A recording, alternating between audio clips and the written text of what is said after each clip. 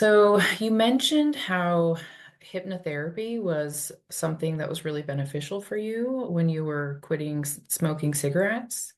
Is that something that can work really quickly, or is that something that you need ongoing sessions to be effective? Oh, s- uh, hypnotherapy is a very old method. It's like the Model T Ford. I'd rather drive a Tesla, or at least a more modern car if I'm going through a highway or motorway. I would feel a lot safer. It would go faster, it would be safer, it would be easier. Why would I want to? Unless I'm a classic car enthusiast. Yeah. So, like I said, hypnotherapy helped me some way towards stopping smoking. And I did stop smoking, but I went on to take other drugs to stop me from smoking. So whether it was the availability of other drugs or more like me accepting that in between bouts of weekend drug taking, I can be okay without cigarettes. Or maybe because I had more drugs available to me during the week, I didn't need cigarettes. I really don't know. It was EFT that got me off all the drugs, for sure, for good. Okay. I still had cravings, but EFT just did all that for me because it actually went down to the root causes, released them all, and gave me solutions. Because when you let go of the emotions that are in the way, you find solutions to moving forward.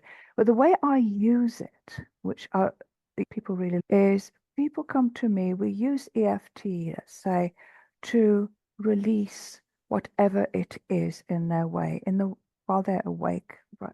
You don't go to sleep with hypnotherapy, but you go into a trance.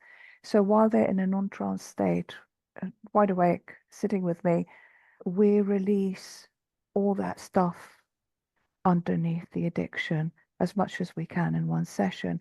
And then, as a prize, they can go away to a nice paradise island at the end and relax. It's a little bit like, please forgive my pronunciation, is it the Savasana? Shavasana? Shavasana. That's it. Yes. Yes, at the end of a yoga session, because you've done your yoga, you've worked up a sweat, you've done a lot, you challenged your mind and body, and now you can have this rest. So Mhm. that's how it works really well. And so people can look forward to it. They're gonna get something which will completely relax them and make them feel good. Oh, incredible. Mm. So it sounds like when you work with clients that you really integrate all of these modalities. Is that correct? Depends on what the client wants. For Yeah. example, if a client says, "No way am I doing tapping," we don't do it. Most clients get to really like tapping. I say, Can you let me know more? Or are you doing any courses? Or can you let me know where I can go for a course near me?" Or something like that, because it's just so quick.